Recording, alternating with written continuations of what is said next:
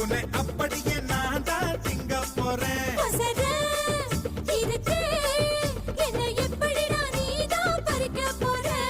அணிலாக மாறினான், அழகாக தாவினான், அங்கங்க உன்னை கடிக்க போறேன்.